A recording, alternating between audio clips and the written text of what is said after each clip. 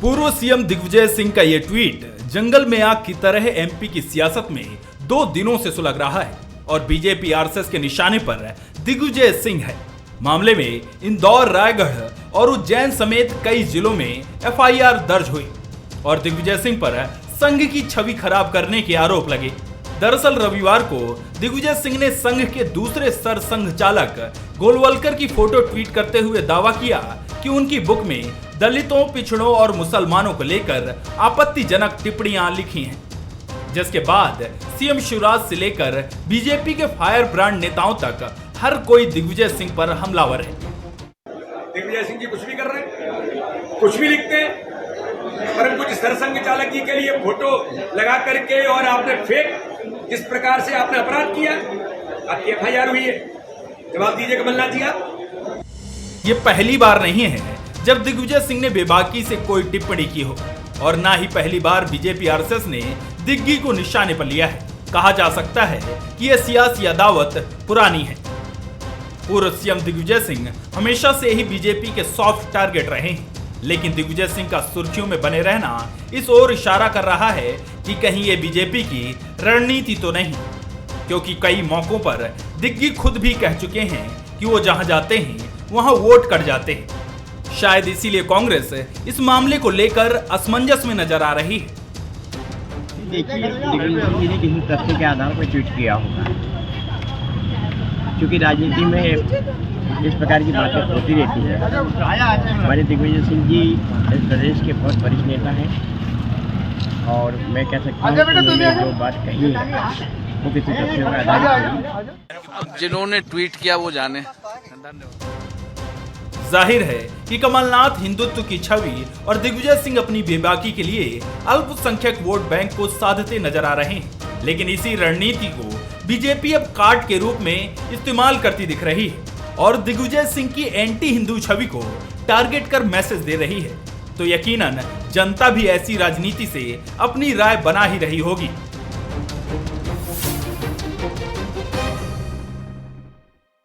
Bansal news के सवाल number 1, क्या बीजेपी दिग्गी की एंटी हिंदू छवि को भुनाने की कोशिश कर रही है?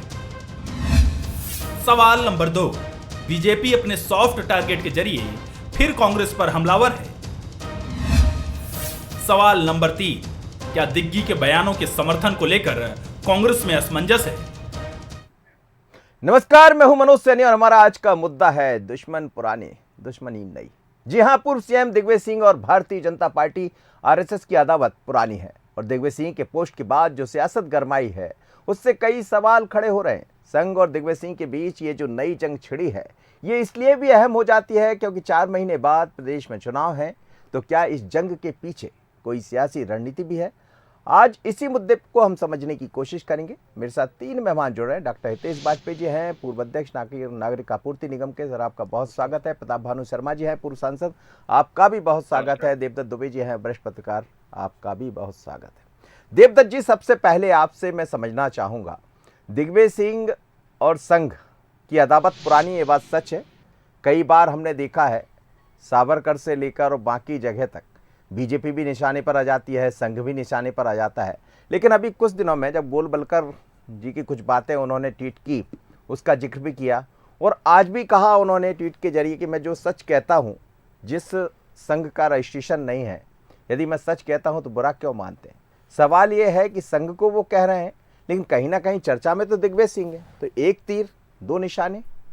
बिल्कुल, दिग्विजय सिंह की राजनीति इसी पैटर्न की रही है और भारत की राजनीति में कई नेता ऐसे रहे हैं जो एक विशेष वर्ग को निशाना साधकर अपने हमेशा सुर्खियों में बने रहते हैं और एक वोट बैंक के पक्का होने का दावा करते हैं।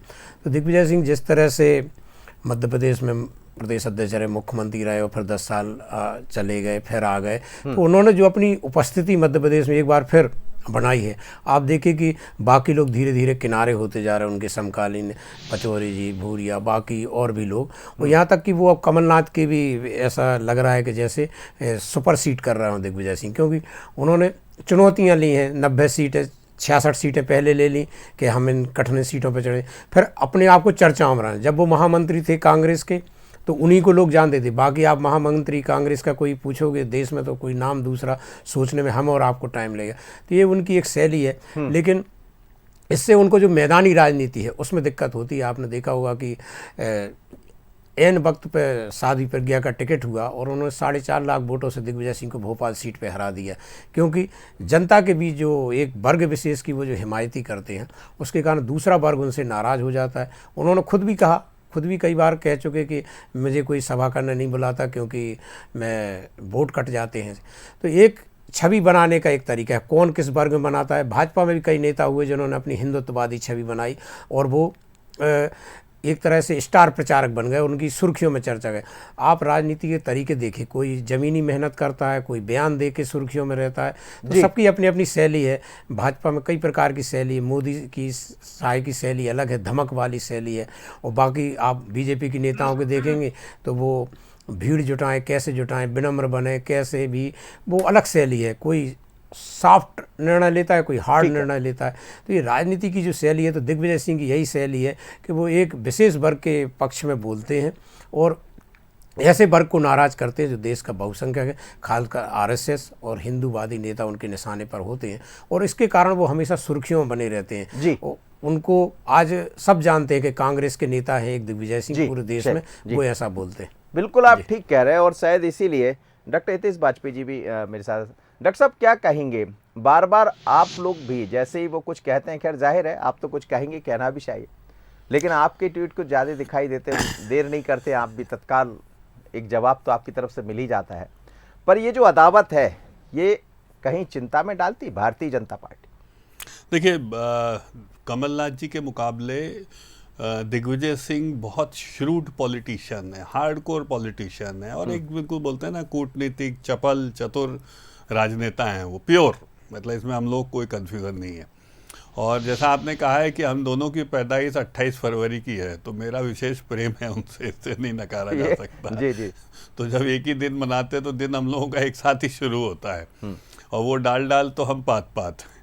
तो जैसे ही दिग्विजय सिंह ने ये एक झूठा ट्वीट किया असत्य को लेकर, तो हमने तुरंत इस बात को रखा कि देखिए राष्ट्रीय स्वयंसेवक संघ का दलित और मुसलमानों के बारे में क्या सोच। मैं बहुत स्पष्ट तथ्य देता हूँ आपको। जातियों के विरोध में हमेशा, या जातिवाद के विरोध में राष्ट्रीय स्वयंसेवक संघ रहा, इसीलिए उसने अपना एक देश एक गणवेश रखा। ये आप भी जानते हैं मनोज जी, हम लोग एक जैसा भोजन करते हैं और इसीलिए चाहे सरदार वल्लभ भाई पटेल हों या इवन बड़े कांग्रेसी नेहरू जी तक लोगों ने इस बात को, गांधी जी ने तारीफ़ करी थी जाकर, अंबेडकर साहब ने तारीफ़ करी थी कि मुझे एक ऐसा समूह दिखाई देता है जो जाति के आधार पर स्वयंसेवकों में भेद नहीं करता। तो ये तो तथ्य है, आपके सामने है और ये 1925 से लगा के 2025 तक आपको ऐसे ही मिलेगा, 100 साल तक, इसमें कोई अंतर नहीं दिखेगा। तो ये बहुत स्पष्ट है, जिसके विरोध में जाकर दिग्विजय सिंह जी ने गुरु जी को कोर्ट किया, जो पूर्णतः असत्य है, भ्रामक है, क्रिमिनल ऑफेंस है। दूसरा मुसलमान, तो राष्ट्रीय मुस्लिम मंच जो हमारा है, आप भी जानते हैं, इंद्रेश कुमार जी जिसमें काम करते हैं, हम उसको साथ लेकर चलते हैं और हमने अल्पसंख्यक गोल गोल जलेबी नहीं बनाई मनोज जी, हमने सीधे राष्ट्रीय मुस्लिम मंच बनाया, कोई कंफ्यूजन नहीं रखा। हम है ना दो तरफा बातें नहीं करते, तो अनुषांगिक संगठन है। और दूसरी बात देखिए मनोज जी, जो दल या जो संगठन अखंड भारत की बात करता रहा, जिसने विभाजन का विरोध किया, तो विभाजन मतलब अविभाज्य भारत, अखंड भारत, तो उसमें तो मुसलमान समाहित थे। भाई कभी आप कल्पना कर सकते हो अखंड भारत की बिना मुस्लिम समाज के? नहीं कर सकते। तो हमारी तो अवधारणा ये थी कि ये समस्त भूखंड जो है वो भारत भूमि के रूप से रहे। इसके 3-4 देश बना के तो नेहरू जी को प्रधानमंत्री मनोनीत होना था, मनोनीत प्रधानमंत्री थे अंग्रेजों के, उन्होंने स्वीकार कर लिया। हम तो इसके विरोधी रहे ना साहब, और इसीलिए 3,500 कांग्रेसी नेताओं की गिरफ्तारी हुई है 46 से लेकर 48 तक, जो दंगे हुए हैं 1.5-2 साल, जब नोआखाली में गांधी जी जाकर बैठ गए थे। 3,500 लगभग। आप कोई सी भी किताब इतिहास की उठाकर देखेंगे जिसमें कांग्रेस के लोग लिप्त रहे जी। तो ये एक तरफ कांग्रेस रही, दूसरी तरफ हमारा आज तक का स्टैंड है जी। लेकिन इसके विरोध में इस प्रकार की भ्रामक बात को कहना, तो आप बताओ मनोज जी, कैसे छोड़ दें हम दिग्विजय सिंह जी को, जो जाकिर नायक जी के दोस्त हैं? पता नहीं कहाँ जुड़े होंगे, हमें भी नहीं पता है, पर हम निकाल लाएंगे धीरे धीरे। चलिए, प्रताप भानु शर्मा जी, तैयारी पूरी है भारतीय जनता पार्टी की। डॉक्टर हितेश वाजपेयी जी कह रहे हैं कि हम निकाल लाएंगे, लेकिन विषय ये है कि दिग्विजय सिंह का टारगेट बड़ा तय है, मतलब जैसा दिखाई देता है बीजेपी पे आरोप लगाती रहती है। एक वर्ग के वो हिमायती बनते हैं, जैसा आरोप है, मैं नहीं कह रहा हूँ, और दूसरी तरफ कमलनाथ जी को हम देखते हैं वो हनुमान भक्त हैं। तो क्या ये कांग्रेस की रणनीति है कि ठीक है आप एक तरफ गोलवलकर साहब और बाकी चीज़ों की बाकी किताबें पढ़ते रहिए, वहाँ से छोटी छोटी चीज़ें निकाल के ट्वीट करते रहिए, तो वो वर्ग भी सध जाएगा और इसको भी साध लेंगे, लेकिन कहीं ऐसा ना हो दोनों के साधने में कुछ गड़बड़ हो जाए? मनोज जी, ऐसा बिल्कुल नहीं है जी। यदि कमलनाथ जी हनुमान जी के भक्त हैं तो दिग्विजय सिंह जी हनुमान जी के और अन्य देवताओं के परम भक्त हैं। ये तो उनकी नर्मदा मैया की परिक्रमा से ही सबके फंडामेंटल क्लियर हो जाना चाहिए कि जो आदमी बिल्कुल 3500 किलोमीटर की यात्रा के लिए 6 महीने लगातार निरंतर चलता रहे, पदयात्री बन जाए और इतना धर्म और पुण्य कमा ले, उनके बारे में इस तरह की धारणा कतई नहीं बनाई जा सकती है। दूसरी बात, यदि उन्होंने गोलवलकर जी के बारे में कुछ कहा है तो तथ्यों के आधार पर कहा है, जो उनकी किताब में उल्लेखित है उस प्रमाण के आधार पर कहा है। बगैर प्रमाण या साक्ष्य के दिग्विजय सिंह कुछ नहीं कहते और उन्हें किसी भी तरह के फालतू वक्तव्य देने की आदत नहीं है। जी, जो गोलवलकर जी ने लिखी होगी है, जो उनमें लिखी गई होगी, मैंने पूरा नहीं पढ़ा ना मैं पढ़ता उनकी किताबें, मतलब आपको भी नहीं पता। इसलिए अरे सुन तो लो हुजूर। जी, अब ये यदि बोलिए। उन्होंने करा है तो अब इन्होंने कोर्ट केस करने की धमकी दी है या कर दिया है तो वो साक्ष्य सामने आ जाएंगे, उसमें क्या बात है। और जी। ये बात जो उन्होंने लिखी है, जिसका वर्णन दिग्विजय सिंह जी ने कहा है, हम मध्य प्रदेश में भाजपा की वर्तमान सरकार में होते हुए देख रहे हैं। दलितों पे अत्याचार, आदिवासियों पे अत्याचार, और जिस तरह से प्रशासन ठप हो गया है कमलनाथ पूरे सरकार जिलों में हुआ है सीधी का प्रकरण।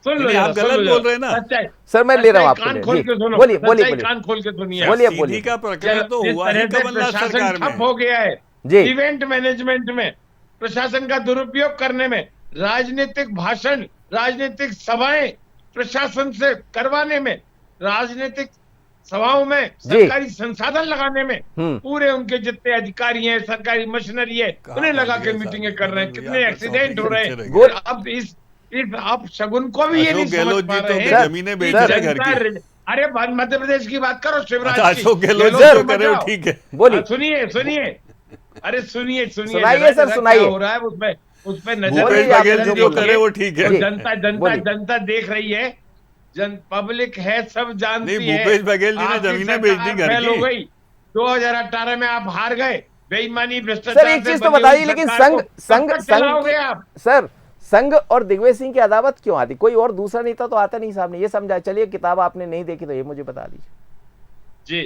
एक बार देखो, नहीं, वो मतलब कई बार। अपने विचारों में बिल्कुल पढ़ के और अपने प्रमाण के साथ बोलते हैं, हवा में नहीं बात करते। जो 10 साल तक चीफ मिनिस्टर रहा हो, 50 साल की राजनीतिक अनुभव हो और एक पेशे से, योग्यता से, क्वालिफिकेशन से इंजीनियर हो, उनकी सूझबूझ पर प्रश्न चिन्ह वही लोग लगा सकते हैं जो उन्हें न समझ पाए हो। 20 साल के शिवराज जी पर बिल्कुल नहीं लगाना चाहिए। उन्हें समझना चाहिए भाई, कि उनके 20 साल ऊपर के ये मुख्यमंत्री कहा जा पर रहा कोई है। प्रश्न चिन्ह नहीं लग सकते, मतलब। अच्छा नहीं, ऐसा है जो आप तो प्रश्न चिन्ह आप लगा रहे हो सर, हम आप तो लगा मुख्यमंत्री बने, सरकार पे लगा रहे हैं हम। सरकार के काम की विवेचना करना, उसकी तो समीक्षा करना, शिवराज जी जब उनको बंटाधार कहते हैं तो स्वीकार कर लीजिए इसको। कर्तव्य है। अरे जो हम देख रहे हैं, वो 20 साल के हैं, दुरुपयोग हो सीनियर रहा है। हैं। हाँ तो अब नहीं चलेगा वो 20 साल भूल जाओ। अरे आप ही ने तो रूल सेट किया था अभी कि 10 साल के मुख्यमंत्री है, तो हमने कहा ये 20 साल के हैं। यदि 20 साल हो गए तो गए, अब बीती बात हो गई। अब याद मत वो तो करिए। सर जनता पर छोड़ दीजिए सर। शासन दिया सर, है, भ्रष्टाचार हुआ आपने है, कहा ना सर, पब्लिक है सब जानती। आप ही कह रहे हैं सर, बेरोजगार हुए हैं, भगवान तक को नहीं छोड़ा इन्होंने। सर आप ही कह रहे हैं पब्लिक है सब जानती है, तो वो जान रही सर, होगी। आप पकड़ के बैठे भगवान, अरे मान लिया। 700 करोड़ का भ्रष्टाचार, ठीक। 50% कमीशन की सरकार। कहाँ नहीं दर्ज चलेगी कराई अब ये FIR? सरकार। अब करा देंगे, हो जाएगी वो भी कब कराओगे सरकार। महाराज? तैयारी है सर, चुनाव के बाद कराएंगे। वो कह रहे हैं महाराज, कब सरकार बनने कराओगे के बाद। आप? सरकार बनने के बाद। क्या कांग्रेस के नेताओं के हाथों जी। में मेहंदी लगी है पैरों में कि चल नहीं सकते, थाने तक नहीं जा सकते, केवल 8 बजे स्टूडियो में बोलना कर है? सकते हैं और खूब कर सकते तो हैं। बोलिए ना सर उनसे। और ऐसा नहीं है भाई, हमने तो FIR करा दी आज दिग्विजय सिंह के खिलाफ जाकर। दो करा दी सर, दो। सर, 3 हो गई है। जनता आपके 3 खिलाफ हो गई, इंदौर, राजगढ़, देवास, सब जगह हो गई है, और भी हो जाएंगी। चलिए सर, मैं लौटा। सब देख रही एक है। FIR आपकी बता दो हमको। कथनी करने में कितना फर्क है।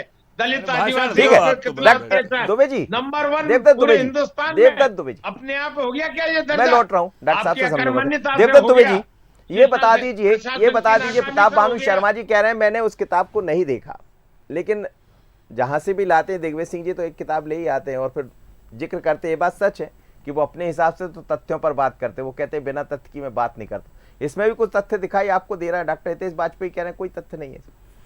नहीं, देखिए, दिग्विजय सिंह इतने मजे हुए नेता हैं कि वो ज़रूर न कहीं पढ़ा होगा, लेकिन किस संदर्भ में कब कौन सी बात कही, ये सब अब चूँकि मामला अब FIR हो गई, कोर्ट में जाएगा, सब तथ्य सामने आएंगे।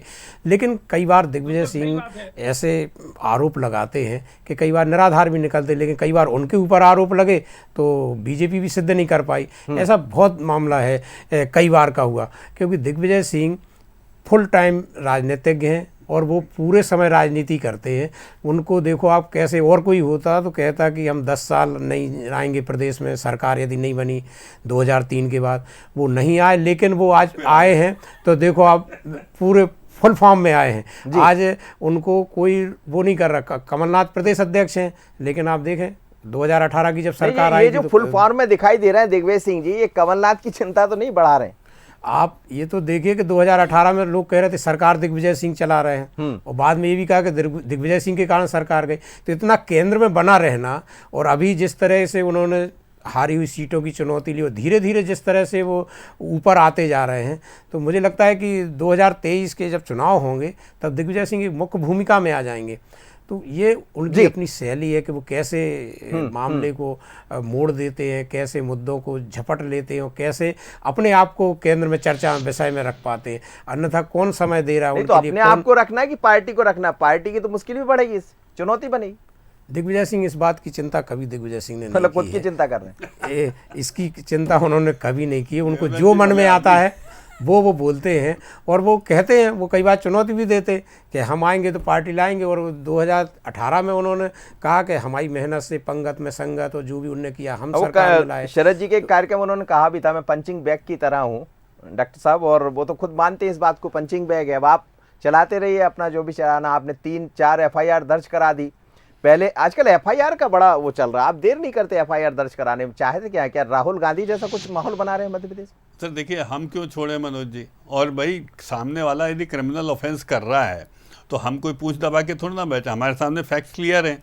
आप सोचिए FIR हुए, सारी बातचीत 24 घंटे हो गए ना मनोज जी। अभी तक किसी भी आप विद्वान व्यक्ति ने आपके सामने वो किताब रखी क्या? भाई किताब अभी तो नहीं लिखी जाएगी जिससे लिया है उनने, कोई किसी ने रखी अभी तक लाके आपके सामने? कितने विद्वान लोग हैं कपिल सिब्बल तक जो लगे पड़े, किसी ने नहीं रखी। आप सोचिए विवेक तनखा जी जैसे व्यक्ति ने एंडोर्स नहीं किया इस बात को। तो जो समझदार लोग हैं वो जानते हैं कि ये क्या फालतू की चीज़ फेंकते रहते हैं। हारी हुई विधानसभाओं पर जाकर दिग्विजय सिंह जी सुनिश्चित कर रहे हैं कि वहाँ धोखे से कांग्रेस का आदमी आगे नहीं निकल आए। जैसे इंदौर में गए, उन्होंने सरदार जी को बनाया, वो संजय शुक्ला जी के विरोध में किसी न किसी को खड़ा करना चाहते थे। वो ये भी तो कर सकते हैं कि 10 सीट वहाँ की पक्की कर दें। मैं तो बता रहा हूँ ना आपको, इंदौर में सरदार जी को संजय शुक्ला के सामने ले आए वो, तो उनने उनका निपटारा वहाँ 2-3 सीटों पे कर दिया है। फिर उसके बाद वो भोपाल का आप देख लीजिए, तो आरिफ मसूद जी का कहना है कि जो मेरा पार्षद है उसको आपने मेरे ऊपर बिठा दिया। PC शर्मा जी का कहना है कि जो मेरा पार्षद है उसको आपने जिलाध्यक्ष बना दिया। तो आप ये समझ सकते हैं कि वो क्या कर रहे हैं। बिल्कुल देवदत्त जी बिल्कुल सही बोल रहे हैं, वो नहीं जानते हैं। उनने कहा मैं 10 साल बाहर रहूँगा क्योंकि 20 साल तो शिवराज जी चल जाएंगे। फिर उन्होंने कहा अब जब शिवराज जी का 10-20 साल हो जाएगा तो मैं फिर आऊँगा वहाँ पे, तो फिर 10 साल के लिए वापस कांग्रेस को विपक्ष में बिठा कर जाऊँगा जी। ये तय है। क्यों? क्योंकि उनको जयवर्धन जी को नेता बनाना है। उनको मालूम है नेता जो होता है वो विपक्ष में बनता है, पक्ष में कभी नहीं बन पाता है। तो स्वाभाविक है कि जयवर्धन जी के लिए अच्छी प्लानिंग है। आप तो चाह रहे हैं, मैं देख रहा हूँ, चाहे BD शर्मा हो, शिवराज जी हो या आप लोग सभी हो, सबके निशाने पर तो दिग्विजय सिंह ही होते हैं। तो आप जो चाह रहे हैं कि वो अपने आप बन रही रास्ता। देखिए, दिग्विजय सिंह जी की पूरी जिंदगी पर आप फिल्म बनाएंगे ना मनोज जी, तो बड़ी रोचक फिल्म बनेगी। मतलब वो इंदिरा जी और नेहरू जी को भी बीट कर जाते हैं कभी आप, उनके सारे उतार चढ़ाव आप बहुत अच्छे से आप भी जानते हैं, हम भी जानते हैं। और मैं तो बताया, हम तो 28 फरवरी वाले बहुत अच्छे से रिसर्च करके बैठे हैं।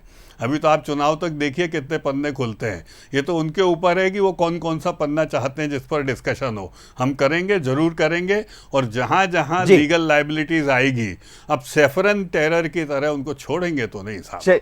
प्रताप भानु शर्मा जी, जो बात मैं आपसे कह रहा हूँ, मैं इसका जवाब लेना चाहता हूँ आपसे कि देखिए दिग्विजय सिंह जी 10 साल बाद आए, ये बात सही कही। उसके बाद जब आए तो उन्होंने 66 सीट ले ली, 66 सीट तो उनके पास चली गई। अब उसमें जितनी जीत हार होगी वो अपनी जगह है। उसके बाद अब उन्होंने एक नया वो पकड़ लिया कि संघ को रोज निशाने पर लेना और किसी भी तरह चर्चा में बने रहना। और अब ऐसा लगने लगा है कि चर्चा में वो ज्यादा बनस्पत दूसरे नेता। तो ये रणनीति, मैं फिर आपसे ये समझना चाह रहा हूँ, ये कांग्रेस की रणनीति का हिस्सा है या कहीं कुछ इसमें भी अंदर, आपके अंदर तो कहीं हलचल नहीं है कांग्रेस के भीतर? नहीं, बिल्कुल नहीं है। कमलनाथ जी के निर्देश पर ही वो उन 66 सीटों में गए हैं और उन्होंने वहां पर पॉलिटिकल असेसमेंट किया है जी। कमलनाथ जी को उनको पूरा सहयोग है और दिग्विजय सिंह जी को कमलनाथ जी का पूरा सहयोग है। दोनों एक दूसरे के साथ मिलकर काम कर रहे हैं। भले ही हितेश वाजपेयी जी को ये बात हजम नहीं हो पा रही हो, वो डंडी हिलाते रहे, उससे क्या नहीं, होता उंगली है? हिला रहा हूँ सर, चश्मा चेक कराइए, उंगली है मेरी। उंगली है क्योंकि उन्हें सच्चाई हजम नहीं होती। सच्चाई बहुत सुनने की नाराज आदत है, नहीं उंगली है। डंडी दिख जो रही है। झूठ बोलते हैं, जो मनगढ़ंत बातें करें, जो अपने झूठ को भी सच साबित करने ये तो की पंजा है ना कोशिश करें, सर। और यदि जब पंजा है बिल्कुल सर, आपका ही पंजा दिखा दिखाते रहे हैं रहो। सर। पंजा ऐसा है, फूल ऐसा हो गया है।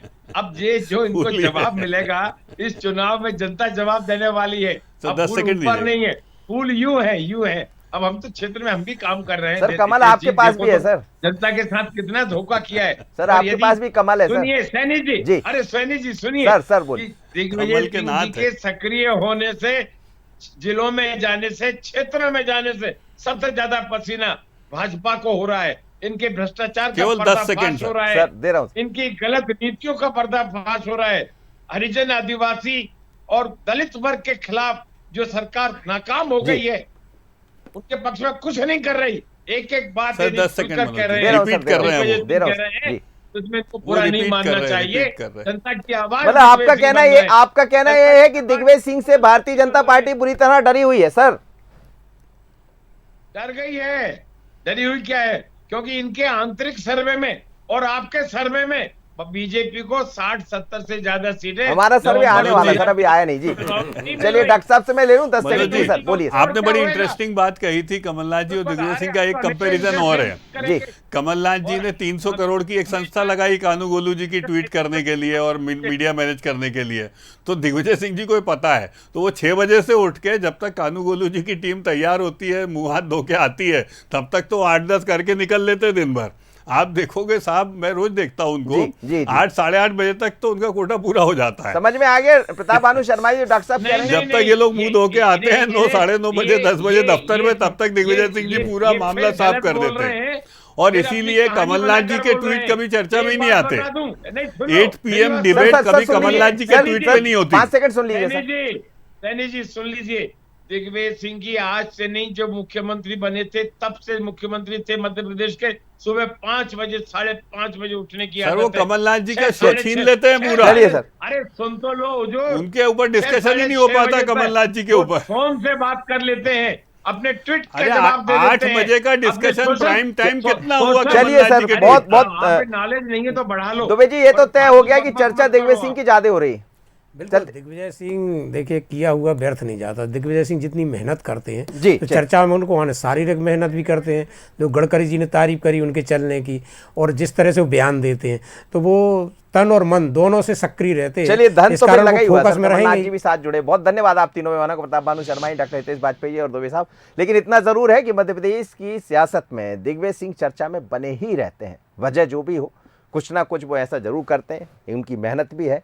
ये बात भी सच है कि नर्मदा परिक्रमा उन्होंने कर दी, जब भी वो चर्चा में आ गए। उसके बाद 10 साल जब वो राजनीति से दूर हुए, फिर भी चर्चा में बने रहे।